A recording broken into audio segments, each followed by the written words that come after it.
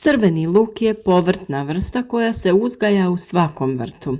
Od davnina se koristi kao prehrambena namirnica i ljekovita biljka, a danas ćemo govoriti o njegovom uzgoju. Bliži se vrijeme sjetve i trebamo se pripremiti, nabaviti sjeme, isplanirati mjesto u vrtu gdje bi mu najbolje odgovaralo ove godine. Ukoliko želite, zapratite naš kanal kako bi na vrijeme dobili sve potrebne savjete kako da vaš vrt bude još uspješniji i zdraviji. Svaki dan objavljujemo novi video, a kako bi dobili obavijest kada video bude live, kliknite na znak zvonca. Postoje određeni uvjeti koji se trebaju ispuniti kako bi uzgajanje crvenog luka bilo što uspješnije. Parcele za sjetvu trebaju biti plodne, dobrih vodozračnih karakteristika, slabo kisele do neutralne pH reakcije zemljišta. pH vrijednost tla u kojem će se uzgajati luk mora biti između 6 i 7. Na isto mjesto dolazi tek 4. godine. Luk se sadi poslije kultura koje su gnojene stajnjakom i koje ostavljaju nezakorovljene parcele.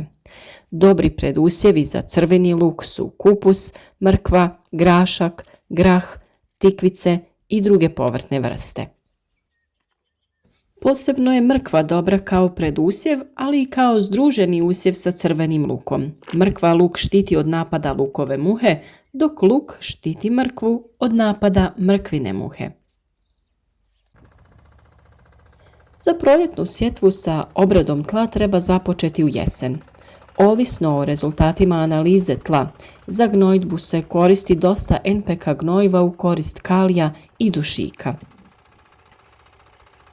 Nakon oranja i gnojidbe brazde se zatvaraju tanjuranjem. Prije same sjetve treba dodati još NPK gnojiva omjera 7:14:21. Tlo mora biti kvalitetno pripremljeno.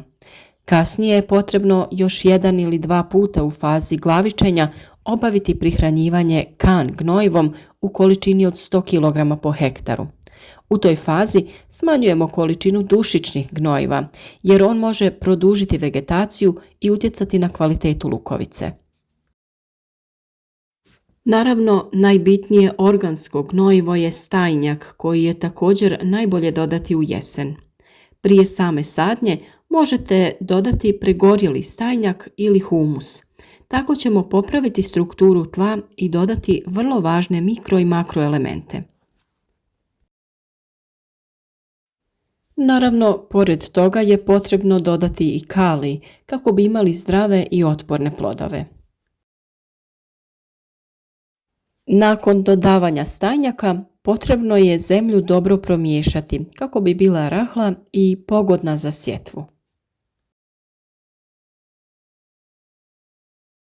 Sljedeće što ćemo prije same sadnje učiniti jeste posuti drvenim pepelom naše gredice. Pepeo će djelovati kao dezinficirajuće sredstvo, kao zaštita od štetnika i kao gnojivo. Protiv lukove muhe, kao dodatak kompostu ili za obogaćivanje tla, pepeo od drveta se koristi u vrtovima za brojne namjene. S obzirom na to da je pepeo nastao sagorijevanjem biljaka, on sadrži 13 osnovnih elemenata potrebnih za rast biljke. Izvrstan je izvor kalcija, kalija i mikroelemenata za vrt. Njegova glavna zadaća u tlu je smanjenje kiselosti sredine, a luku je to prijeko potrebno jer ne voli kisela tla. Velik je broj sorti crvenog luka koje se međusobno razlikuju prema namjeni, vremenu sjetve, obliku, boji i veličini glavice, prema ljutini, otpornosti na bolesti. Razlikujemo sorte koje su namijenjene za potrošnju mladog luka, za svježu upotrebu i za čuvanje. Ovisno o sorti i agrotehničkim uslovima, period vegetacije traje od 90 do 180 dana. Prije sijanja pregledajte lučice i odvojite sve one koje su možda oštećene, nagnječene, trule ili mekane. Takve lučice nisu zdrave, neće klijati niti dati plod. Sjetva crvenog luka se obavlja što ranije u proljeće, čim to vremenske prilike dozvole. Rana sjetva pogoduje dobrom rastu biljaka, formiranju glavica i izbjegavanju oboljenja i štetnika koji dovode do smanjenja prinosa i propadanja usjeva. Sjetva se obavlja u februaru, martu ili početkom aprila. Lučice mogu biti različite veličine, manje od 1 cm, od 1 do 2 cm i veće od 2 cm. Najbolje je za sjetvu upotrijebiti srednje krupne lučice. Sitnije lučice će dati manje glavice, a krupne lučice češće formiraju cvijet. Da bi se lučice dezinficirale, mogu se potopiti u otopini kalij permanganata ili se prvo potope u toplu vodu, ne vruću, i odmah zatim se potope u hladnu vodu. Da bi se ubrzalo klijanje i nicanje, lučice se mogu zamotati u mokru krpu i ostaviti 3 dana. Tokom tog perioda pokreće se proces klijanja i takav luk se onda sadi. U kontinentalnim dijelovima sjetva luka se obavlja krajem februara, u martu ili početkom aprila, a tačno vrijeme najviše ovisi o temperaturi tla i zraka.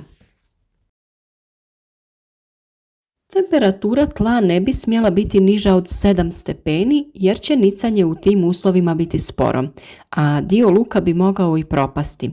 S druge strane, sa sjetvom ne treba ni predugo čekati jer u tom slučaju luk neće imati dovoljno vremena za razvoj listova i glavičenje, pa će lukovice imati deblji vrat. Optimalna temperatura za rast i razvoj crvenog luka je između 12 i 25 stepeni. Ova povrtnica se odlikuje dobrom otpornošću na niske temperature.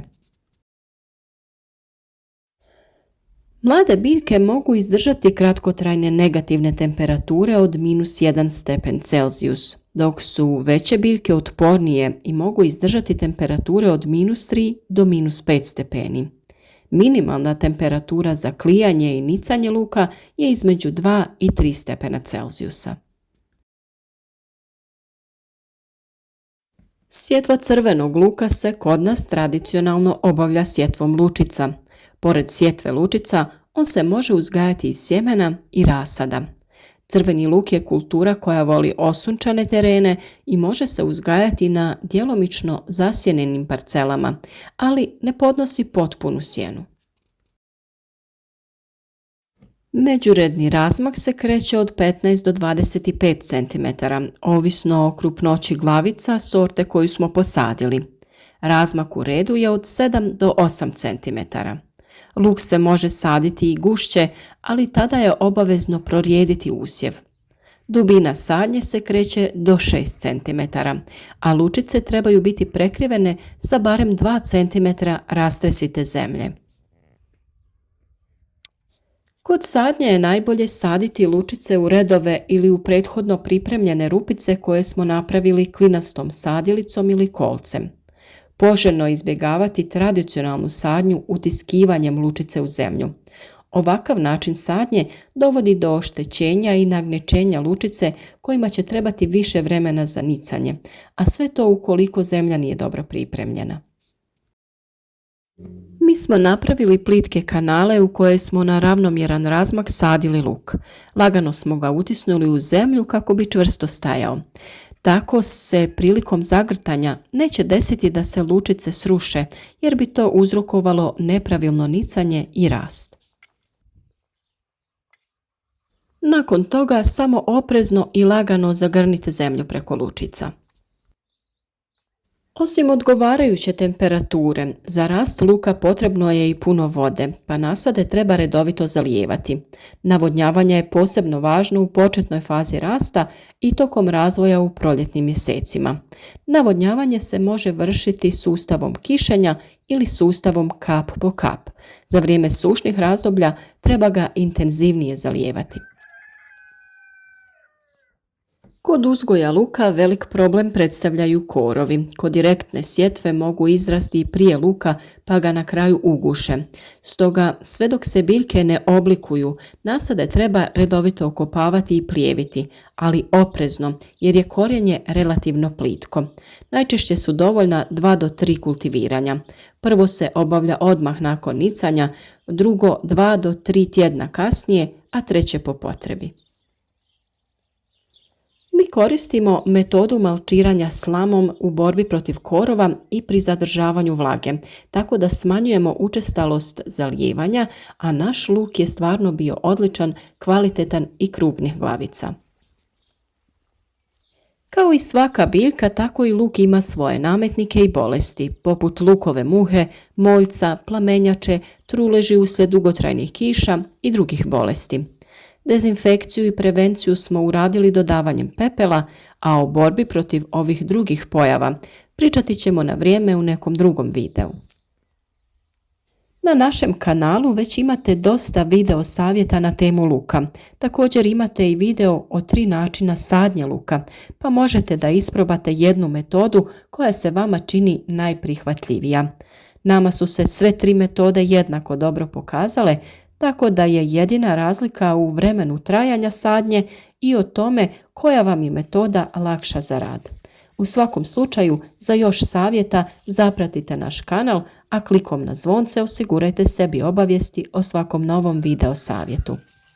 Naravno, ostavite nam i komentar kako vi uzgajate luk, ako imate neki savjet za naše ostale pratitelje i pišite nam od kud nas sve pratite.